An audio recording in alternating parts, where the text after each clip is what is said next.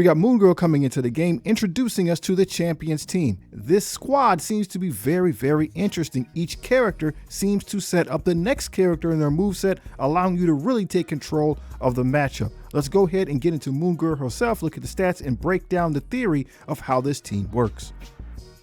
So we're taking a look at her overall stats here. They're kind of surprising. She is a controller on a raid team. We kind of expect her to be middle of the road, and she is that. She's kind of average for characters that are coming out right now. The 11th strongest character overall in the game. Health is at 12. Damage 3rd. That is very interesting, right? And she has two really good hits. One is an area of attack.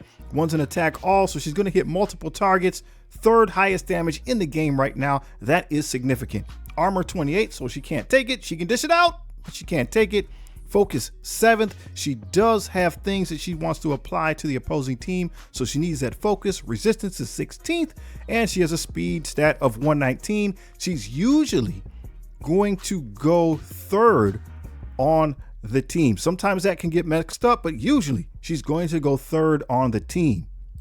The ISO 8, it looks like we're going to be going with Striker, right? That's what I'm hearing, and I understand the reason behind it. There's a couple different ways we could go, but Striker seems to be impactful because she does reduce speed bar by 3% when she's called in on that ISO attack, okay? So it's going to give you the edge you need to maybe squeak in another turn for your side. And again, as we talked about, this team seems to build on each other. Each person sets up the next character for what they can do, and that gives you control over the team. Let's go ahead and look at the abilities so we can show you what I mean.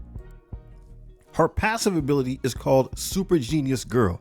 Now, the beginning of this is raid text, right? So in raids, if you have 3 other champion allies on spawn, you get 3 charged. When you lose those charges, you're going to reduce the speed bar of all enemies by 50%. That is significant. At the same time, reduce the duration of all positive effects by 3 on those enemies and apply stun to the 3 enemies with the highest damage. That is crippling, right? But that's only going to happen in raids. What other abilities does she have that we can use in PvP like Crucible or War?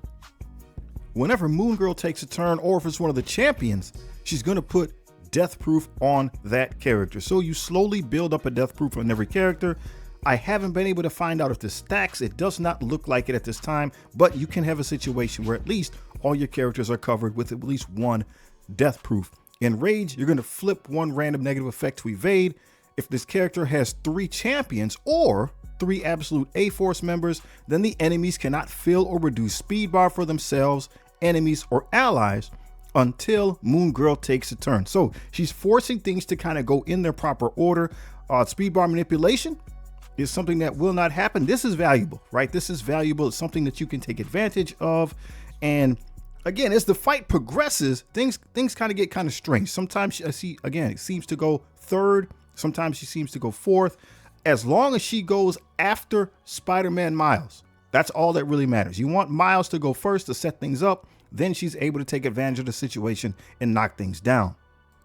So the knockdown move is Dinosaur Rampage. What it's going to do is clear barrier from all enemies. You're going to attack all enemies for damage, flip all positive effects into negative effects, and then apply slow for 2 turns. That slow is important because Nova, when he goes, he turns slows into ability block. So again, each character sets up a domino effect that's going to impact the way the match works out. In Rage, you're going to put trauma for 2 turns and prolong the duration of all negative effects by 1 up to a maximum of 3. But this is something that's not in Rage. If any target has a vulnerable, apply 2 bleed to that target. That is a very significant move. If Miles goes before them, Miles set to Raider, he has his ultimate attack, which is an area of effect, and it leaves vulnerables on those targets. So that means when Moon Girl goes, she flips all that stuff, and then in addition, she's going to add 2 bleed onto everyone who has one of those vulnerables. So there's a lot of teams out there that, for example, get regens early on spawn or something like that. She's going to flip that into bleeds, and she's going to add additional bleeds. So you can stack bleeds relatively quickly on your opponent with this move. If she's charged, she's going to lose a charge. The attack is also unavoidable, right? So you can do it right through evades. It cannot be counterattacked. In raids, it cannot be blocked. But obviously. So in war, it can be. So that's where the trade-off is. This is a raid team and not a war team. So she can't punch through a block on this. That means that all of those negative effects might not land. So let's go ahead and explain what's happening here. We got Spider-Man Miles going, and he put those vulnerables out there. So we know that part is complete. What we would want to have happen is for Moon Girl to go next so that she's able to put slows out there for Nova to take advantage of. But it's Nova's turn now in this particular case, so we won't use his special. We make sure to use the ultimate to just get that damage and just put some extra things out there, get a stun on the board. A lot of teams who cancel speed ball right now, so a lot of stuff can go on. Since we got the vulnerables, we'll go ahead and call in Devil Dinosaur with the ultimate there. So everything there got flipped. Vulnerables got turned into bleeds. So just like that, we recovered. We were kind of behind the 8 ball, and just like that, we recovered. There's going to always be that assist called in from Miss Marvel. The team can do very, very well. This team can beat every other raid team in the game. They can beat every other Crucible team in the game. You have to play the game though, right? You have to play it and see which characters have went. You want to know what positive effects are on the opposing side. That way you know what you can do to take advantage of the matchup.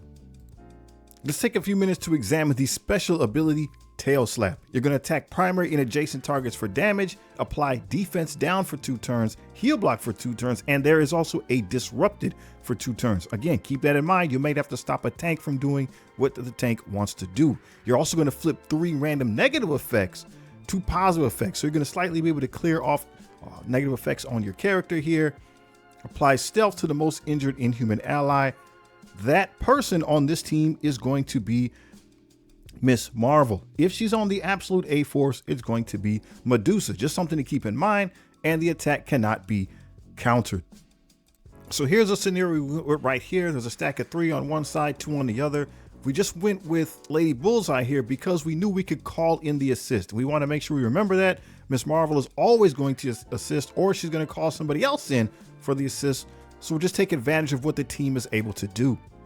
We're getting to her basic attack, which is Water Gun. It seems like there's not a lot going on, but this is an extraordinarily effective attack. What you're going to do is hit your primary adjacent targets for damage.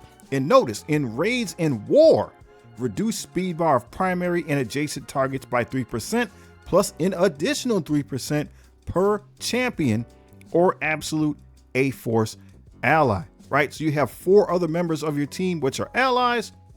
So she's able to ultimately reduce that speed bar by like 15%. And yes, when she is called in for the ISO attack, it happens there as well.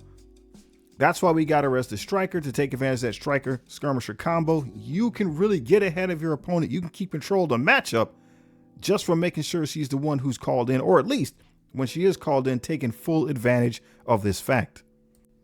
We'll just look at the KO move here. Art department always does such a good job. I like how they make the renditions of the different characters. So we got the knockout punch. Looks good. I like it. So when it comes to the champions, Moon Girl, she's a good character. I like the way the team flows. It helps you control things. You are able to beat all the other raid teams and Crucible teams in Alliance War. They won't really do you much good against other war teams, with the exception of Liberty. They're able to deal with that. So at the end of the day, I mean, it's raids. You need raids as a free-to-play player, so I would, recommend building this team. Do you need it right now? Is it urgent? I'm not sure. We won't know until we see the raid, and the raid goes live today. So again, we won't know how things are affected. But I like the team, I like the characters, and I like Marvel Strike Force. So I'm going to go ahead and make sure I unlock the character as soon as possible. That's just me, but that's right, just how I play the game. I would be interested to hear your thoughts. Should we perhaps consider a different ISO choice? What other ISO considerations could we have for the other members of the team? It's kind of an intriguing question. Really looking forward to seeing what the community has to say on this topic. And hey man, if you haven't seen this video right here, please check it out. It's legit.